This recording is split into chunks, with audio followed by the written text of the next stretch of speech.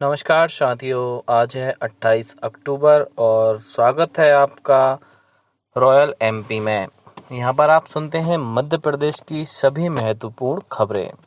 अब आकाशवाणी से प्रस्तुत हैं भोपाल समाचार। प्रधानमंत्री नरेंद्र मोदी ने कहा, विकास के लिए सरकारी कार्यप्रणाली पारदर्शी, जिम्मेदार और जनता के प्रति उत्तरदायी होना जरूरी। मध्य प्रदेश में 28 विधानसभा सीटों पर चुनाव प्रचार चरम पर। आयोग ने भी 100% मतदान के लिए कसी कमर। देश में कोरोना से ठीक होने वालों की संख्या 90% से ज्यादा हुई। वहीं प्रदेश में रोज मिलने वाले मरीज हुए 1000 से कम। एक भारत श्रेष्ठ भारत अभियान के तहत नागालैंड और मणिपुर के छात्रों ने किया जबलपुर के छात्रों से संवाद। और प्रदेश में शुरू हुआ गुलाबी ठंड का एहसास, अगले महीने से तीखे होंगे ठंड के तेवर। अब समाचार विस्तार से। प्रधानमंत्री नरेंद्र मोदी ने कहा कि प्रशासनिक प्रक्रियाओं को पारदर्शी, जिम्मेदार, जवाबदेह और विकास के लिए लोगों के प्रति उत्तरदायी होना चाहिए। सीबीआई द्वारा नई दिल्ली में आयोजित 3 दिवसीय राष्ट्रीय सम्मेलन का वीडियो कॉन्फ्रेंस के जरिए उद्घाटन करते हुए श्री नरेंद्र मोदी ने कहा कि पिछले कुछ वर्षों से भ्रष्टाचार पर जीरो टॉलरेंस की नीति के साथ आगे बढ़ रहा है। उन्होंने कहा, भ्रष्टाचार से लड़ना एकल एजेंसी का काम नहीं है, बल्कि एक सामूहिक जिम्मेदारी है। श्री मोदी ने कहा, सभी एजेंसियों के बीच तालमेल होना जरूरी है, क्योंकि तालमेल और सहकारी भावना समय की जरूरत है। प्रधानमंत्री ने कहा, आज यह गर्व के साथ कहा जा सकता है कि देश ने घोटालों के उस युग को पीछे छोड़ दिया है। उन्होंने कहा, अब डायरेक्ट बेनिफिट ट्रांसफर डीबीटी के माध्यम से गरीबों को इसका 100% लाभ मिल रहा है।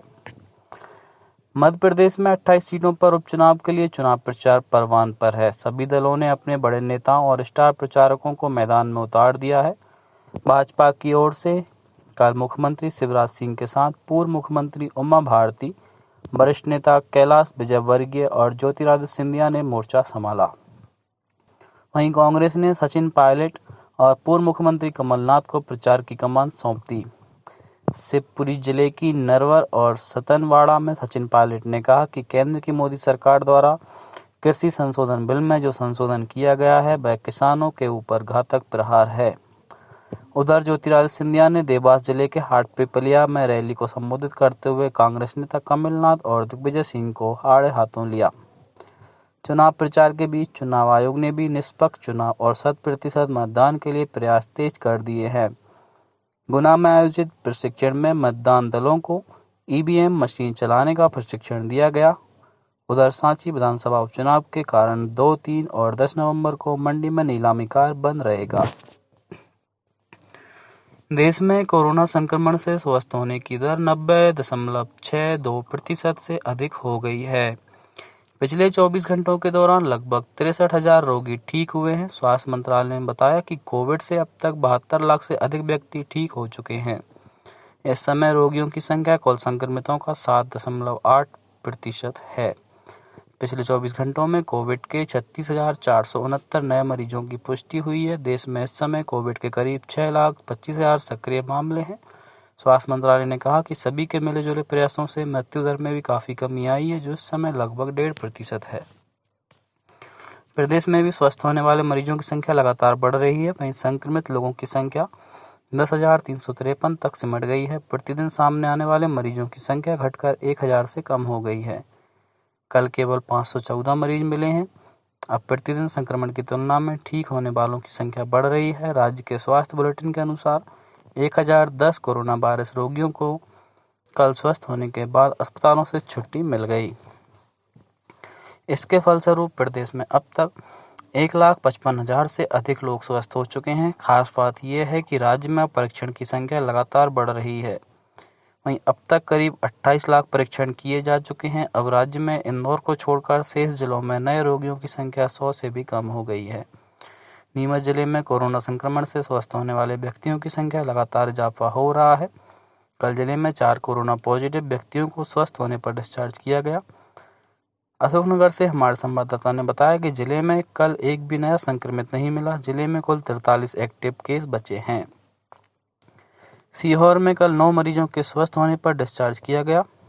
वहीं 2 लोगों को संक्रमण की पुष्टि हुई। बड़वानी में 5 मरीजों के स्वस्थ होने पर अस्पताल से छुट्टी दे दी गई। जबलपुर में रानी दुर्गावती विश्वविद्यालय की एनएसएस इकाई द्वारा एक भारत श्रेष्ठ भारत के अभियान के तहत हाल ही में वर्चुअल माध्यम से युवाओं को पूर्वोत्तर भारत की संस्कृति से रूबरू कराया गया। इस कार्यक्रम में नागालैंड एवं मणिपुर के छात्रों ने अपनी सांस्कृतिक प्रस्तुतिकरण के साथ ही अपनी भाषा, खान पान और रहन सहन के तरीकों को साझा किया। कार्यक्रम अधिकारी देवांशु गौतम ने बताया कि प्रदेश के छात्र छात्राओं ने भी यहाँ की संस्कृति से रूबरू कराया गया।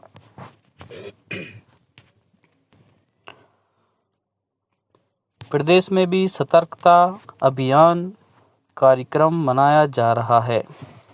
डॉक्टर हरि सिंह गौर केंद्रीय बीवी सागर में कुलपति प्रोफेसर जनक दुलारी आही द्वारा विश्वविद्यालय के समस्त शिक्षकों, अधिकारियों एवं कर्मचारियों को सत्यनिष्ठा की शपथ दिलाई गई। वहीं पश्चिम मध्य रेलवे के भोपाल मंडल कार्यालय में आयोजित कार्यक्रम में मंडल रेल प्रबंधक उदय वोरवणकर के साथ उपस्थित सभी अधिकारियों कर्मचारियों ने प्रत्येक क्षेत्र में भ्रष्टाचार उन्मूलन करने के लिए शपथ ली। प्रदेश के विभिन्न सरकारी कार्यालयों, जिलों में भी सतर्कता सप्ताह के अवसर पर कार्यक्रम का आयोजन किया जा रहा है। बालाघाट में नेहरू युवा केंद्र ने सतर्क भारत समृद्ध भारत विषय पर परिचय का आयोजन किया। और प्रदेश में गुलाबी ठंड का एहसास होने लगा है। वहीं अगले महीने शुरू से ही ठंड के तेवर तीखे होने का अनुमान जताया जा रहा है। मौसम केंद्र के अनुसार प्रशांत महासागर में ला नीना प्रभाव दिखने लगा है। इसके असर से नवंबर-दिसंबर में मध्य प्रदेश में भी जबरदस्त ठंड पड़ेगी। वरिष्ठ मौसम विज्ञानी अजय शुक्ला ने कहा कि नवंबर-दिसंबर माह में उत्तर भारत के पहाड़ी क्षेत्रों में बरसात के साथ जबरदस्त बर्फबारी होगी। पहाड़ों पर बर्फ जमने से सर्द उत्तरी हवाएं ठंड में इजाफा करेंगी। अंत में समाचार संक्षेप में। बिहार में विधानसभा चुनाव के पहले चरण के कल मतदान के लिए व्यापक प्रबंध किए गए। देश में कोविड महामारी के बीच ये पहला चुनाव हो रहा है। गैरकानूनी गतिविधि रोकथाम अधिनियम के तहत 18 और लोगों को आतंकवादी घोषित किया गया। आयकर विभाग ने फर्जी बिलों के जरिए पैसा कमाने के षड्यंत्र के संबंध में कई जगहों पर छापेमारी की। मुख्यमंत्री शिवराज सिंह चौहान ने घोषणा की है कि राजधानी भोपाल में मनोहर की टेकरी पर चित्तौड़ की महारानी पद्मावती का भव्य स्मारक बनाया जाएगा और उनके शौर्य की गाथाएं अगले शिक्षा सत्र में प्रदेश की पाठ्य पुस्तकों में शामिल होंगी। भोपाल में जिला प्रशासन द्वारा की गई पुख्ता सुरक्षा व्यवस्थाओं के बीच सभी विसर्जन घाटों पर कल रात से आज सुबह तक दुर्गा प्रतिमाओं का शांतिपूर्वक विसर्जन किया गया। और मंदसौर जिले के सुवासारा विधानसभा क्षेत्र में कल पुलिस द्वारा फ्लैग मार्च निकाला गया। आज की खबरों में इतना ही। अगर वीडियो पसंद आया हो तो चैनल को जरूर सब्सक्राइब करें। कल मिलते हैं। धन्यवाद।